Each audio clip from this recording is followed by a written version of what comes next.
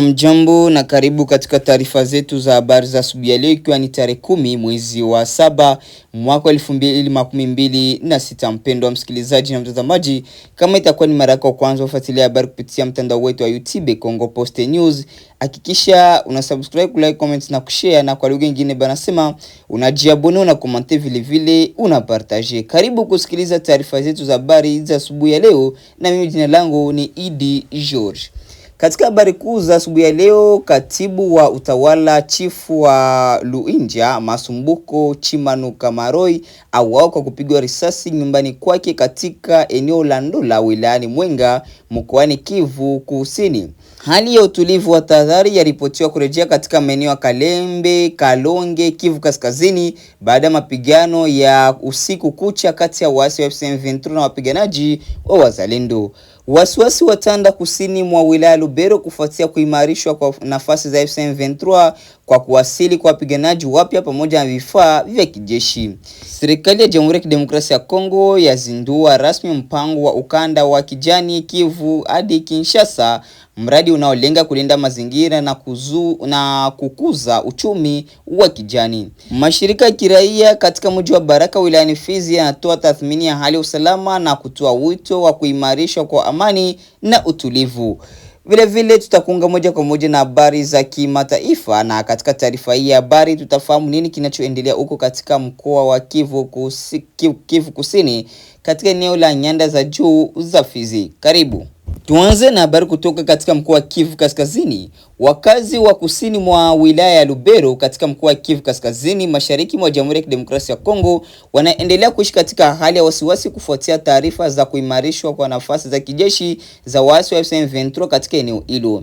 Kwa mujibu wa viongozi wa jamii na mashirika ya kiraia, kuwasili kwa wapiganaji wapya pamoja na vifaa vya kijeshi katika maeneo mbalimbali kusini mwa Lubero kunazua hofu kubwa miongoni mwa wakazi na kunatia wasiwasi wa kuzuka kwa mapigano. Hali hiyo tayari inawalazimu mamia ya familia kuondoka katika vijiji vyao na kutafuta maeneo yanayoonekana kuwa salama zaidi. Rais wa mashirika ya kiraia katika wilaya Lubero, Muhindo Tafuteni, amesema kuwa kwa takriban wiki moja sasa kumeshuhudiwa ongezeko kubwa la wanajeshi, silaha nzito pamoja na vifaa vingine vya kijeshi katika maeneo kadhaa ya wilaya hiyo. Kwa mujibu wa taarifa hizo, harakati za kuingiza wanajeshi na vifaa vya kivita vinaendelea kuonekana katika baadhi ya vijiji na njia muhimu za eneo hilo. Wakazi wengi wanaeleza kuwa ongezeko hilo la nguvu la kijeshi linaibua kumbukumbu za mapigano yaliyowahi kutokea hapo awali na kusababisha vifo, majeraha pamoja na uharibifu mkubwa wa mali za wananchi. Kutokana na hofu hiyo ya usalama wao, familia nyingi zimeamua kuondoka mapema kabla hali haijaharibika zaidi. Mashirika ya kiraia yanaonya kuwa endapo hatua za haraka zitachukuliwa ili kupunguza mvutano uliopo, kuna uwezekano mkubwa wa kurejea kwa mapigano ambayo yanaweza kuathiri zaidi maisha ya raia wasiokuwa na hatia. Viongozi hao wamezitaka mamlaka husika pamoja na wadau wa amani kuingilia kati ili kuzuia hali ya taharuki kugeuka kuwa mgogoro mpya wa kijeshi. Taarifa zinaonyesha kuwa baadhi ya wananchi waliohama makazi yao wanakabiliwa na changamoto mbalimbali ikiwemo ukosefu wa chakula, huduma za afya na makazi salama. Wengi wao wanahitaji msaada wa haraka wa kibinadamu huku wakisubiri hali ya usalama iimarike. Hata hivyo, hadi sasa hakuna taarifa rasmi kuhusu kuanza tena kwa mapigano katika eneo hilo. Mamlaka za eneo hilo zinaendelea kufuatilia mwenendo wa hali ya usalama huku wakazi wakisalia katika hali ya tahadhari. Wakati huo viongozi wa kijamii wanaendelea kutoa wito kwa pande zote zinazohusika kuepuka vitendo vinavyoweza kusababisha machafuko mapya na badala yake kutafuta suluhisho la amani kwa njia ya mazungumzo. Wakazi wa Lubero wana matumaini kwamba juhudi za kurejesha utulivu zitaimarishwa ili kulinda wananchi na kuzuia janga jingine la kibinadamu katika eneo hilo la Lubero au kusini mwa Lubero mkoani Kivu Kaskazini mashariki mwa Jamhuri ya Kidemokrasia ya Kongo. Tuendelee na habari kutoka katika mkoa wa Kivu Kaskazini ambako hali ya utulivu wa tahadhari imeripotiwa kuonekana tangu asubuhi ya Alhamisi tarehe 9 mwezi wa 7 mwaka 2026 katika maeneo ya Kalembe wilayani Masisi na Kalonge wilayani Walikale mkoani Kivu Kaskazini huko mashariki mwa Jamhuri ya Kidemokrasia ya Kongo. Utulivu huo unafuatia usiku wa mapigano makali kati ya waasi wa M23 na makundi au na wapiganaji wa kujitolea wanaojulikana kama Wazalendo. Kwa mujibu wa vyanzo mbalimbali vya eneo hilo, mapigano yalianza majira saa 5 usiku wakati wapiganaji wa Wazalendo walipoanzisha mashambulizi dhidi ya ngome za waasi wa M23.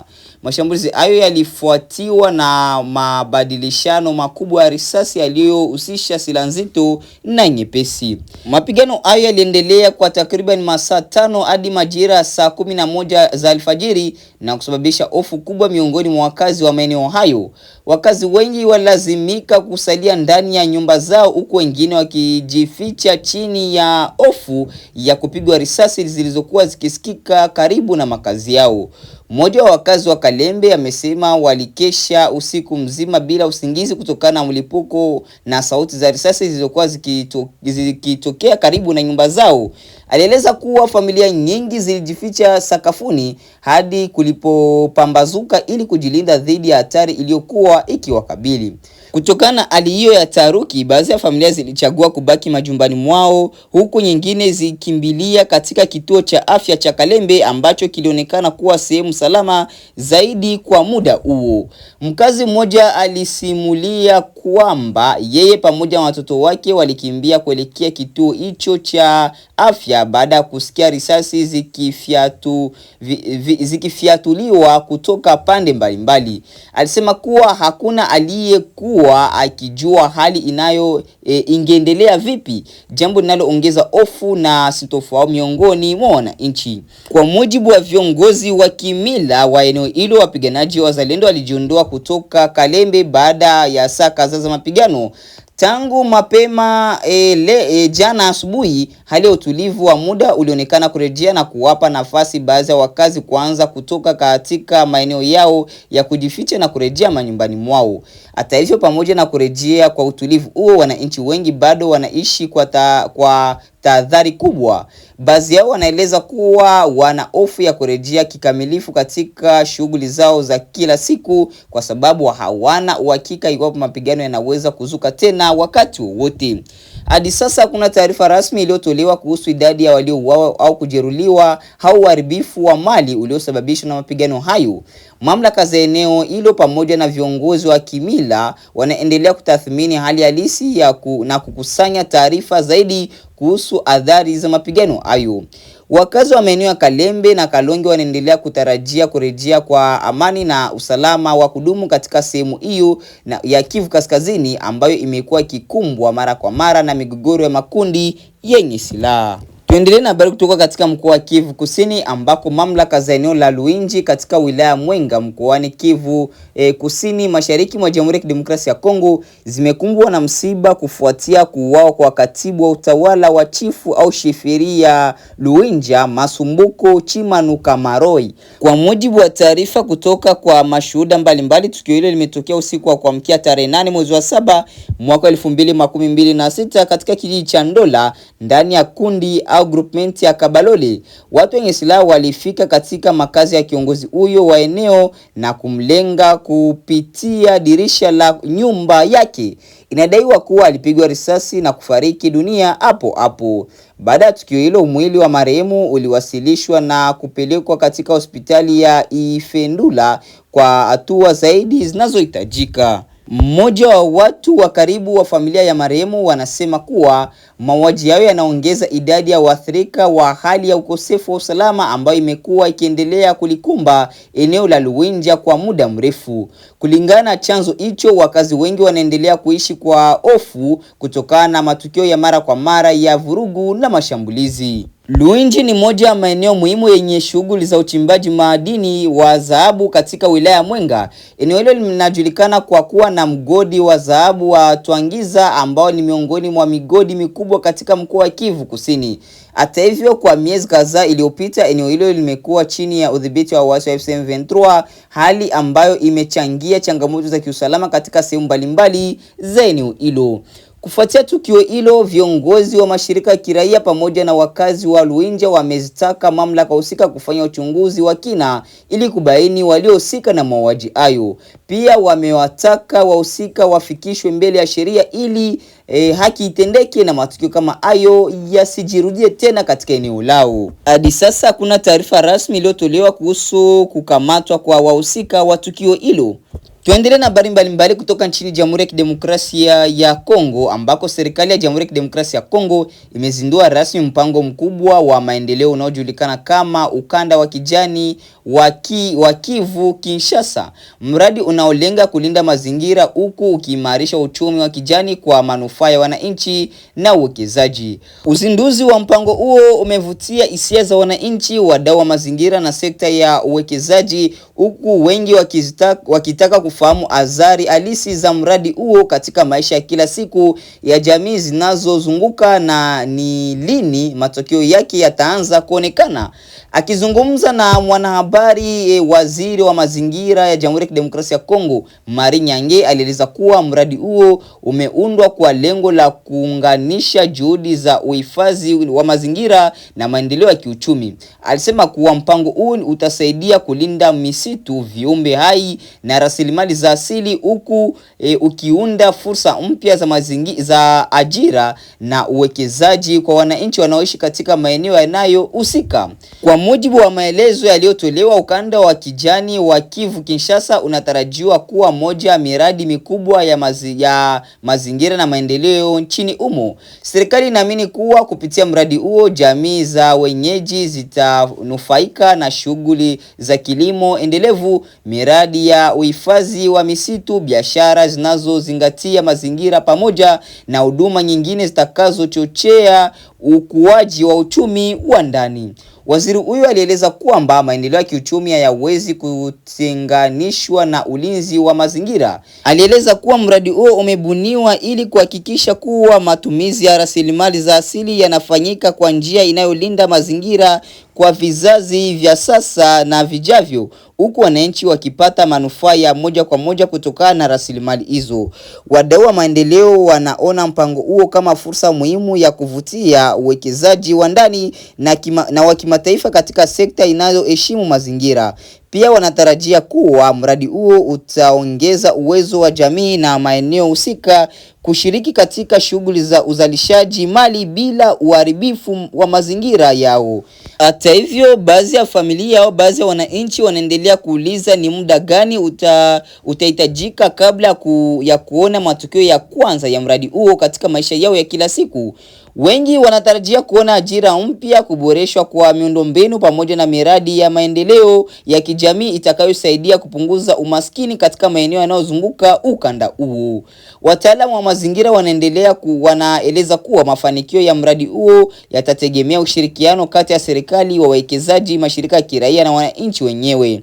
Wanasema kuwa ushirikishwaji wa jamii za wenyeji utakuwa jambo muhimu katika kuhakikisha kwamba faida ya mradi zinawafikia wananchi moja kwa moja.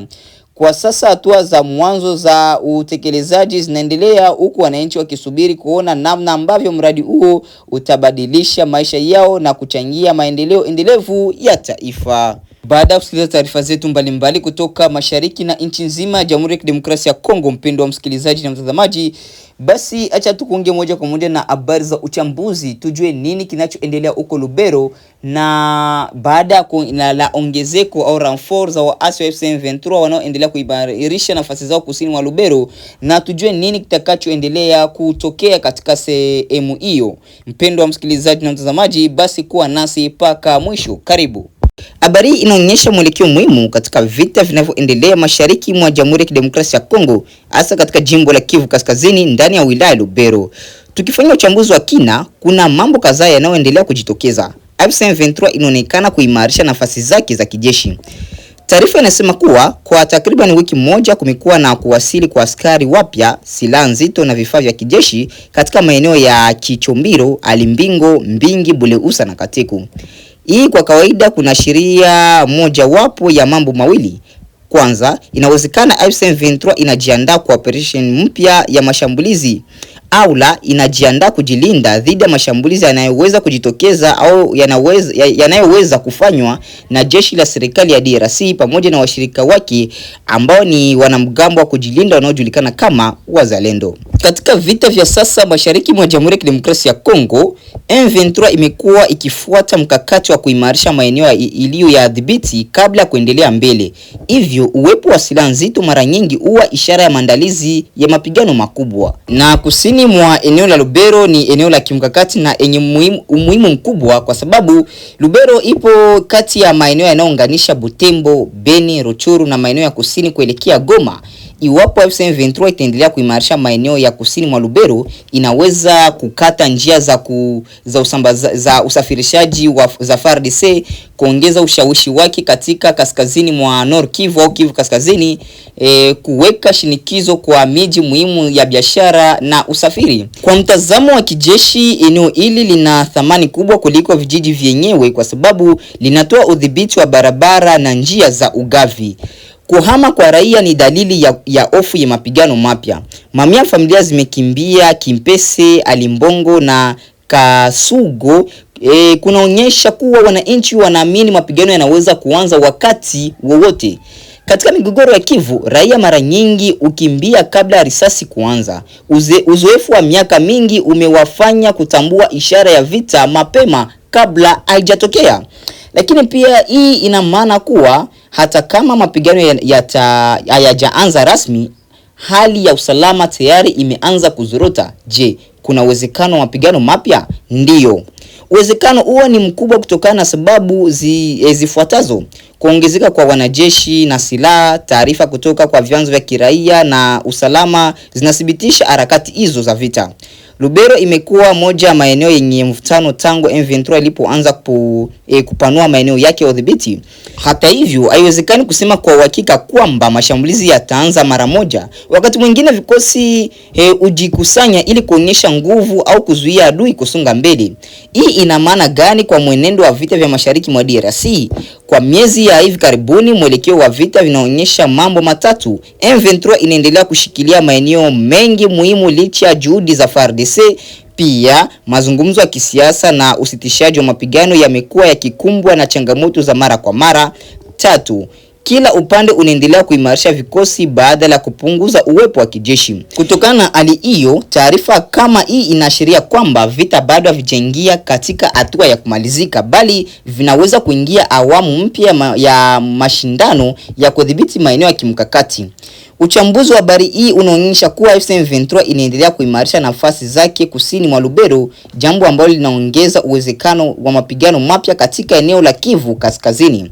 Kuhama kwa mamia ya familia ni ishara kwamba wananchi wanatarajia hali ya usalama kuzorota zaidi. Ikiwa FARDC itaona uimarishaji huu kama tishio la moja kwa moja, kuna uwezekano mkubwa wa kushuhudia mapigano makubwa au mapigano mapya katika eneo la Kichombiro, Alimbingo, Mbingi, Buleusa, Kateku katika wiki zijazo. Hata hivyo, ni muhimu kutambua kwamba taarifa hii pekee haiwezi kudhibitisha kuwa shambulio litaanza.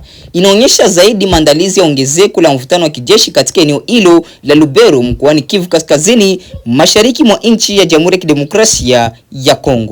Asante. Baada ya kusikiliza habari zetu za uchambuzi kutoka mashariki mwa Jamhuri ya Kidemokrasia ya Kongo katika mkoa wa Kivu Kaskazini, mpendwa wa msikilizaji na mtazamaji, basi acha nikuonge uchambuzi wa habari za siasa kutoka nchini Jamhuri ya Kidemokrasia ya Kongo. Karibu. Watu wengi wanaongelea kuhusu siasa hawajui taarifa.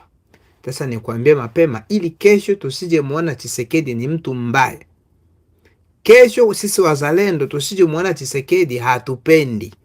Maana ikiwa tuchelewe kuongea watu wa Nord Kivu, Sud Kivu, Tshisekedi ni mbaya, ametuzisha, anatuprofite. Sitaki tuseme tunamprofite Tshisekedi, sio vizuri.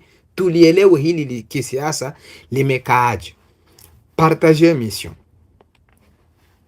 Pour le moment Tshisekedi iko kwenye manda yake ya pili. Na hii manda ya pili ya Tshisekedi inaelekea kuisha, kwa maana amekwisha kuigawa katikati. Sasa kulingana na katiba mpaka sasa hivi hapa tulipo, wahasi wanapanga wao kuavanse kwenda kushanjie utawala wa Tshisekedi. Lakini kule Tshisekedi aliko Kinshasa na gouvernement yake wanapanga namna ya kufanya nini, ya kufanya transition. Hakuna habari ya election tena ndani ya Republique Democratique du Congo. Hakutakuwa election wala nchi haitaenda ku election, kwa maana plan ya gouvernement iliyoko madarakani kuendelea kuwepo imeresure.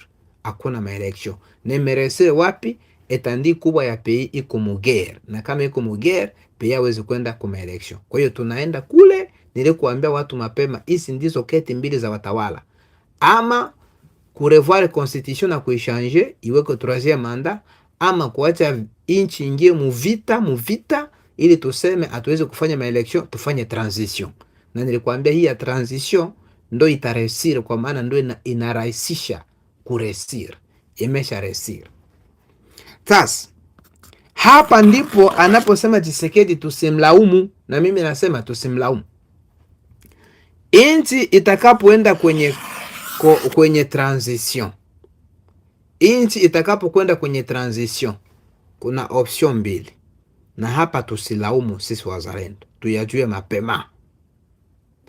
Option ya kwanza ya inchi kwenda kwenye transition, wakitaka option ya kwanza, wakitaka twende kwenye transition lakini pia na kumaliza vita. Option ya kwanza, tunaenda kwenye transition lakini pia tumalize vita. Maana yake itafanyika gouvernement ambayo yuko madarakani itaita wa rebel, maana yake M23 RDF ambao ndo wanampiganisha yeye vita. Watawaita, njoni tutengeneze transition pamoja na vyama pinzani vingine, tutengeneze gouvernement ya pamoja, muache vita ili tuweke serikali ya pamoja, basi tutawale sote. Hiyo ni option ya kwanza. Akifanya hivyo Tshisekedi au serikali ya Tshisekedi ikiamua hivyo kuita wa rebel na vyama opposant vya ambavyo vipo watengeneze serikali ya pamoja, maana yake wazalendo hawa wanaoitwa wazalendo wako ekarte, maana yake hawako muparti hata moja. Juu wao sio parti politique, wao sio wa rebel, wao hawajiopoze na gouvernement, ila wako ni sehemu ya gouvernement iliyoko madarakani. Kwa hiyo watakuwa ekarte pembeni. Sasa wakienda kupanga vyeo maministeri kule, manake wazalendo hawatakuwemo, na kama watakuwemo Tshisekedi ajishauri aseme ile sehemu ambayo atapewa yeye ya parti yake IDPS, ndo aseme basi ngoja na wazalendo waliwahi kunisaidia, ngoja niwape hata huyu komanda fulani angalie polisi Sud Kivu. Basi tusije kumlaumu, na hiyo si kwamba atakuwa ametukosea ama atakuwa ametudharau. Hivyo ndio sisteme ya vita na siasa iliyopo sasa hivi. Kaya kwanza hiyo. Kaya pili, akisema tufanye transition, gouvernement ya transition, lakini tuekarte ba rebel, kwamba sisi tufanye tu kama wakongomani na wa reconnaître gouvernement ambayo iko madarakani, chama tawala pamoja na vyama vingine pinzani, tupange kwa pamoja, hatuta implike wa rebel, ili tukishafanya hivi tutaendelea kuwapiga au wa rebel. Bado mpaka hapo wazalendo hawataitwa, kwa sababu wao hawajiopoze na gouvernement na wao sio parti politique. Watabaki hivyo tu kama jeshi liko hapo pembeni, na ni jeshi la serikali linalosaidia serikali. Kama mnavyojua, jeshi ambalo alijiopoze na gouvernement yenyewe na tawala halikuagi linaitwa ni jeshi, maana wazalendo ni jeshi la serikali. Bado hiyo gouvernement itapangwa na mzalendo hatapata sehemu hata moja ndani ya gouvernement ya transition. Hii si kwamba Tshisekedi atakuwa amezarau wazalendo. Hii si kwamba Tshisekedi atakuwa hawajali. Ndio mfumo wa siasa na mfumo wa namna ya kupanga hivi. Nakumbuka wakati watu wameenda Sun City tukiwa M+4, wakati tunaanza kutengeneza tuache vita, tutengeneze serikali ya pamoja, tuache vita, vyama vyote na maparti yote yanayopigana na makundi yote ya waasi yanayopigana, sio ya waasi, tuitu kwa pamoja. Wazalendo waliitwa kwa sababu walikuwa wapigani na serikali, walikuwa wapigani upande wa serikali, walikuwa wanapigana wanajitegemea wao. Ndio maana waliitwa. Ndio pale ulipoona kina Kaliba wamepewa ministeri kama warepresenta wa Maimai.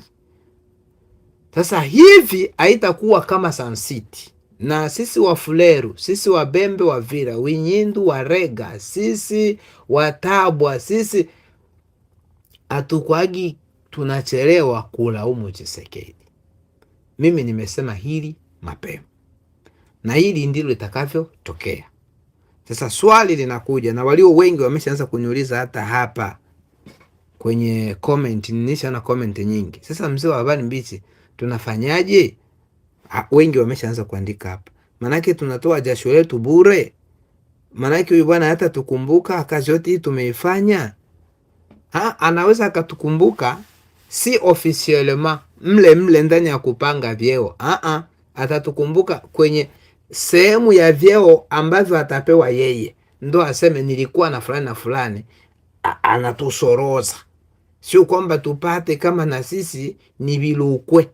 Sio wavuvi. Isipokuwa sisi tunamsaidia yeye. Akishapewa sehemu yake ndo aone ngoja niwasaidie hao. Hiyo ndo inaweza kuwepo. Sasa nijibu hizi comment ambazo kwa sasa hivi tu zinasema, sasa sisi tutapigania bure? Mimi niliwaambia watu toka muda mrefu, kuna mambo mawili ambayo wazalendo wote wa Nord Kivu na Sud Kivu kwanza wayajue, niwakumbushe kwa maana nisiongea sana ya mambo.